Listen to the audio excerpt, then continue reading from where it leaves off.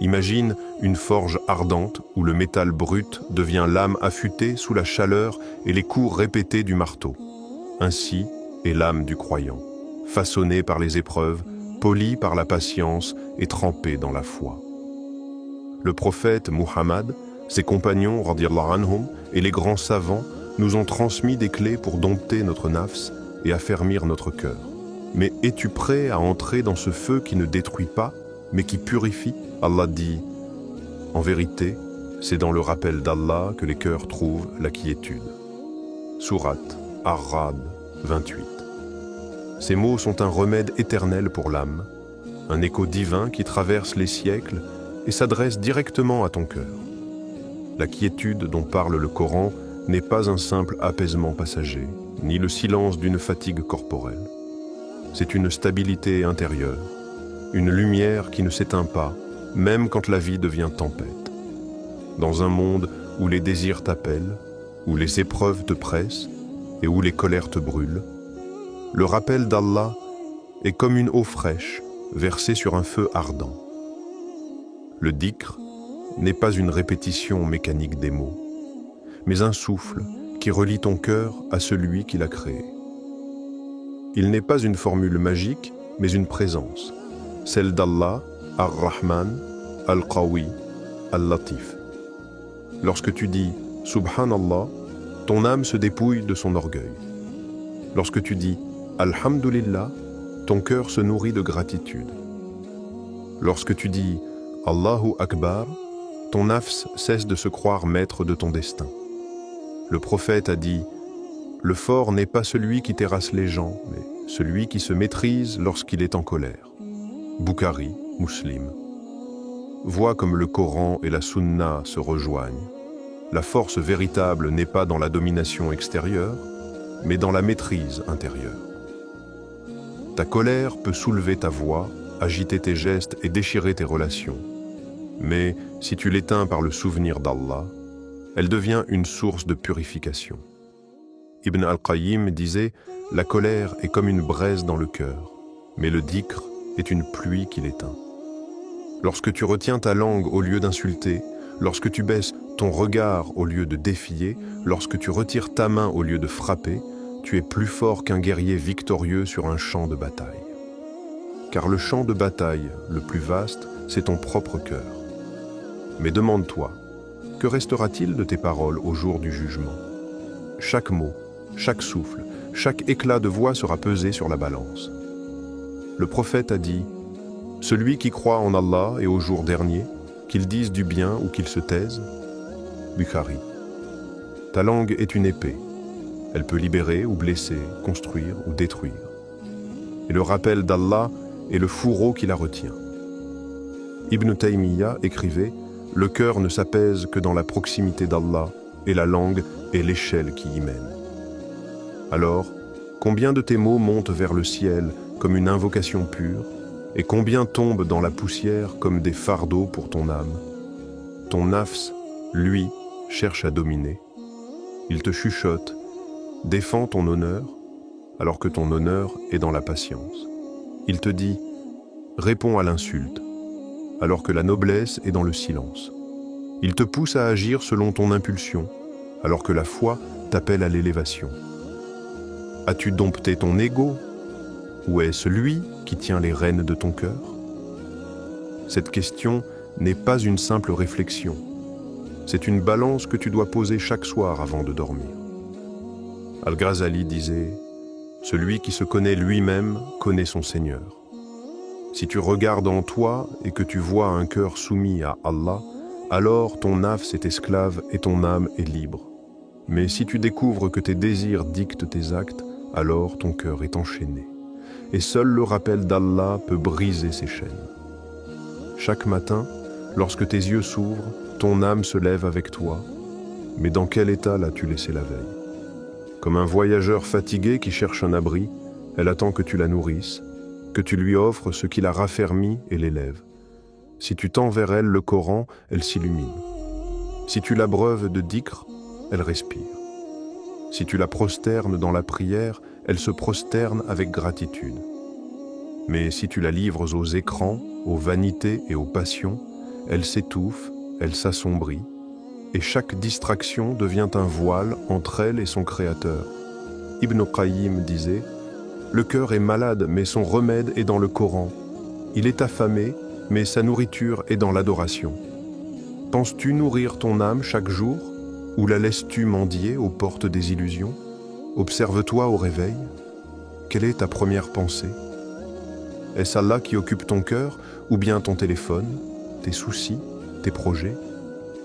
L'âme reflète ce que tu lui offres. Si tu l'ouvres à la lumière, elle devient un miroir pur qui reflète la vérité. Si tu l'exposes aux ténèbres, elle se couvre de poussière, et bientôt tu ne reconnais plus ton propre visage intérieur. Al-Ghazali rappelait que le dhikr est comme le polissage d'un miroir. Chaque répétition, chaque prière, chaque verset récité enlève une couche de rouille qui s'était déposée. Quand tu négliges ces polissages, le miroir devient opaque et même la lumière la plus intense ne peut plus y pénétrer. Demande-toi, si Allah t'appelait aujourd'hui, que trouverait-il dans ton cœur? Verrait-il des cicatrices purifiées par tes larmes de repentir, comme des marques d'honneur qui témoignent de ta lutte contre ton ego? Ou découvrirait-il des chaînes forgées par les péchés répétés, rouillées par l'habitude, serrées par l'insouciance? Chacun de tes choix laisse une trace. Chaque parole, chaque geste, chaque pensée nourrit, soit ton âme, soit ton nafs. Ibn Taymiyyah disait « Le cœur ne se corrige que par deux choses, par l'amour sincère d'Allah et par le repentir constant. As-tu fait de ton cœur un lieu où l'amour divin circule, ou bien un champ de bataille où ton ego impose ses lois? Il est facile de tromper les autres par ton apparence, de paraître pieux par des gestes, de montrer un visage lumineux aux hommes. Mais ton âme, elle, ne peut être trompée, et Allah non plus. Elle sait ceux qu'elle porte, ceux qu'elle cache, ceux qu'elle désire. Elle sait si elle attend le rappel du Fajr avec impatience, ou si elle soupire d'ennui lorsque l'appel à la prière retentit. Elle sait si tes mains s'élèvent dans le dua avec sincérité ou par habitude. As-tu déjà pris le temps de l'écouter, cette voix silencieuse qui crie parfois dans ton sommeil, qui pleure parfois dans ton silence, et qui ne demande qu'une chose, revenir à Allah? Chaque matin est un nouveau jugement, un nouveau test, nourrir ton âme ou l'affamer. Tu es le gardien d'un trésor qui peut soit briller, soit rouiller. Si tu l'élèves, ton âme te mènera vers les jardins de l'éternité. Si tu la négliges, elle t'entraînera vers l'abîme. Alors, qu'as-tu choisi aujourd'hui? Et si demain ne venait pas, qu'aurais-tu laissé dans ton cœur pour ton Seigneur? Souviens-toi de l'imam Ahmad ibn Hanbal, debout face au fouet de C.S. Geôlier, son corps meurtri mais son âme indestructible. Le calife abbasside voulait lui imposer une doctrine falsifiée, le contraindre à dire que le Coran était créé. Mais Ahmad resta ferme. Chaque coup de fouet déchirait sa chair, chaque humiliation visait à briser son esprit. Pourtant, lui, dans son silence et son endurance, portait une armure invisible, la certitude que la vérité appartient à Allah seul.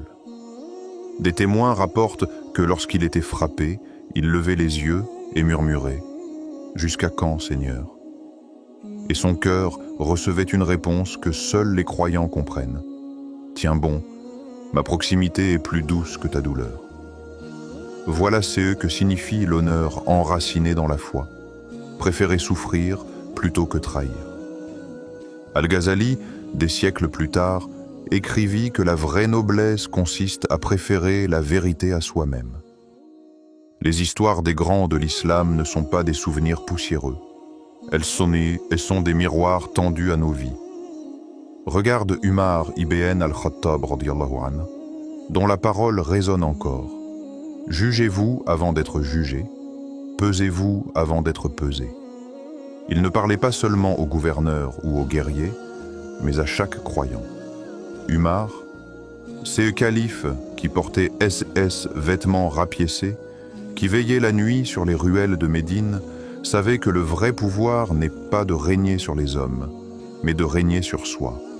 Si lui, chef de la communauté, se jugeait, avant de comparaître devant Allah, comment peux-tu croire que tu seras exempté de cet examen? Pense aux compagnons qui affrontèrent les tyrans, non pas avec des armées, mais avec la force tranquille de leur foi. Bilal ibn Rabah, radiyallahu anhu, allongé sur les pierres brûlantes de la Mecque, le poids d'un rocher sur sa poitrine, répétant sans cesse « Ahad, Ahad, un. » Son corps s'épuisait, mais sa voix perçait les cieux. Le tyran pensait l'écraser, mais en vérité, il l'élevait. Ou encore Musab ibn Umayr, radiyallahu anhu, qui avait quitté la soie et les parfums pour le vêtement usé des pauvres, portant l'étendard de l'islam à Uhud jusqu'à son dernier souffle. Leurs noms ne sont pas des légendes, mais des rappels que l'âme s'endurcit et s'élève dans l'épreuve, jamais dans le confort.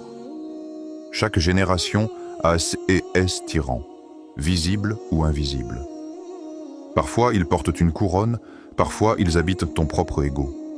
Parfois ils commandent des armées, parfois c'est eux sont tes désirs qui commandent ton cœur.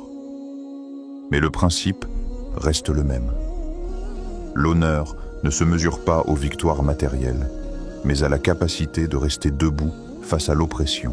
Es-tu prêt à marcher sur les traces de ceux qui ont tremblé sous les coups, mais qui n'ont jamais plié leur foi? Es-tu prêt à préférer une vérité qui brûle à un mensonge qui rassure? Que restera-t-il de ton honneur si tu fuis l'épreuve, alors que les géants de la foi ont fait trembler les tyrans par la seule force de leur certitude? La vie est un champ de bataille invisible. Tu ne vois pas les armées, mais elles s'affrontent à chaque instant dans le silence de ton âme. Tes pensées sont des flèches. Certaines viennent de la lumière, précises, guidées. Elles percent l'obscurité et t'ouvrent des horizons. D'autres, empoisonnées, surgissent de l'ombre, et si tu ne les repousses pas, elles infectent ton cœur. Tes désirs sont des ennemis déguisés en amis.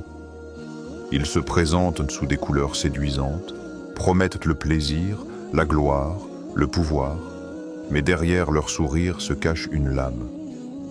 Seule ta patience est un bouclier, et plus tu l'élèves, plus il devient solide. Mais si tu l'abandonnes, si tu le laisses tomber, alors chaque flèche te transperce, et chaque désir te prend en otage. Le vent de l'épreuve souffle sans prévenir. Il arrache les branches fragiles, il disperse les feuilles sèches.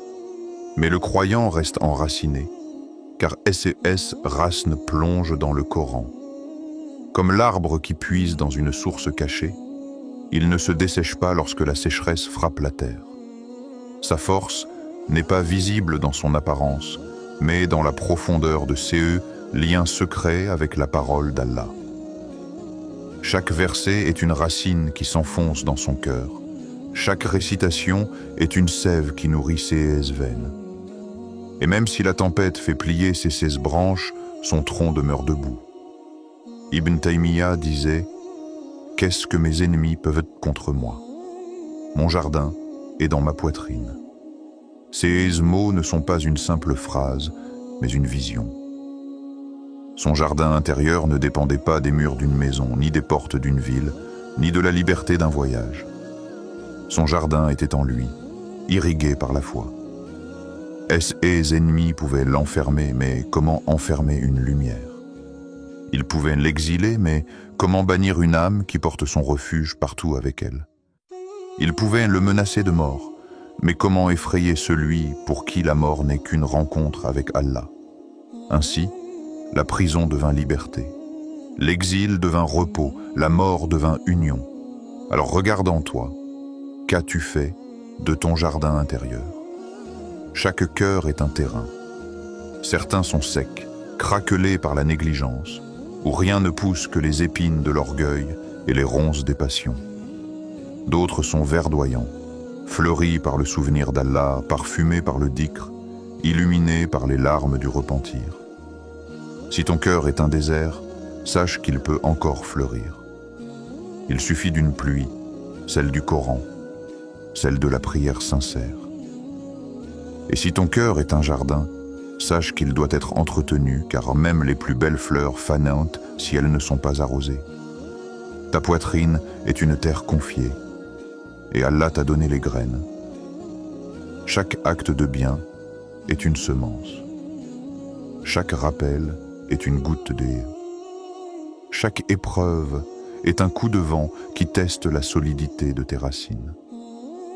Ton jardin intérieur sera-t-il une oasis où ton âme trouvera refuge, ou un désert stérile livré aux flammes de ton nafs?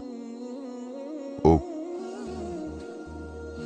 quiconque place sa confiance en Allah, il lui suffira. Surat At-Talaq 3. Ces mots résonnent comme un tonnerre dans le silence de l'âme, rappelant aux croyants que la véritable force ne vient pas des armes, ni des richesses, ni des alliances, mais de cette reliance intime avec Allah. La foi n'est pas une simple idée abstraite, c'est une armure forgée dans le feu des épreuves. Elle se construit lentement, comme le forgeron qui martèle le métal brut jusqu'à ce qu'il devienne une lame étincelante. Chaque prière est un coup de marteau, chaque larme versée dans le secret de la nuit est une étincelle. Chaque patience face à l'injustice est un feu qui trempe l'acier de ton cœur. Et peu à peu, c'est eux qui étaient fragiles devient invincible. C'est eux qui étaient tremblants devient solide. C'est eux qui étaient sombres devient lumière. Mais regarde autour de toi. Combien d'âmes ont laissé leur armure rouillée? Combien se sont bercés dans le confort, croyant être protégés, alors que leur foi s'émoussait comme une épée laissée sans entretien? Le prophète a dit, « Le paradis est voilé de choses désagréables, et l'enfer est voilé de passions. » Muslim. Celui qui choisit la facilité, qui suit le chemin des plaisirs sans retenue, polit une lame qui ne coupera jamais. Mais celui qui accepte la difficulté, celui qui embrasse la discipline, celui qui traverse les flammes de l'épreuve, voit son âme devenir une arme tranchante contre son propre nafs. Al-Ghazali rappelait que l'ego est comme un cheval sauvage. Si tu le laisses courir librement, il te précipite dans l'abîme. Mais si tu le brides, si tu le domptes, il devient ta monture vers Allah. L'âme affûtée n'est pas celle qui échappe aux tempêtes, mais celle qui danse avec elles sans se briser. Ibn al-Qayyim écrivait « L'épreuve est une miséricorde cachée. Elle fait tomber les illusions et révèle la vérité de l'âme. Alors demande-toi, que fait chaque difficulté de toi? Te rends-tu plus amer ou plus fort? Te caches-tu dans les excuses ou avances-tu avec courage? » Les compagnons du prophète n'étaient pas des hommes faits de pierre, mais des cœurs humains forgés dans le feu de la foi.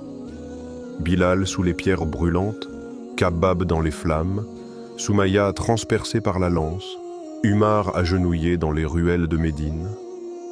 Tous ont laissé leurs âmes être martelées par la douleur pour devenir des épées étincelantes de vérité. Leur héritage n'est pas seulement une histoire, c'est une question suspendue dans l'air. Et toi, quelle arme forges-tu en CE, moment même? Alors je te pose une dernière question, une question qui fend le silence et qui doit brûler dans ton cœur. Ton âme sera-t-elle une lame émoussée par le confort, incapable de résister au moindre choc, ou sera-t-elle une épée affûtée par la soumission, prête à se dresser pour Allah? Le feu des épreuves viendra, qu'importe ton choix. Mais ces feux te consumera-t-il, ou fera-t-il de toi une lumière qui brise toutes les ténèbres? La vie entière est une forge, et chaque souffle est un coup de marteau qui façonne ton âme. Certains sortent du feu brisé, consumés par leur passion, éteints par leur colère. D'autres en ressortent plus purs, plus solides, plus lumineux. Allah a placé devant toi deux chemins, celui du confort qui endort et celui de la soumission qui élève. Tu peux fuir l'épreuve, mais tu ne peux fuir ton propre cœur. Tu peux cacher tes faiblesses aux hommes, mais tu ne peux rien dissimuler à celui qui lit en toi comme dans un livre ouvert. Alors demande-toi, quand viendra le moment ultime, quand les voiles tomberont et que les illusions s'effaceront, qu'aura forgé le feu de ton existence? Seras-tu une âme ternie par le confort, ou une lame étincelante, trempée dans la patience, affûtée par la foi, prête à rencontrer ton Seigneur?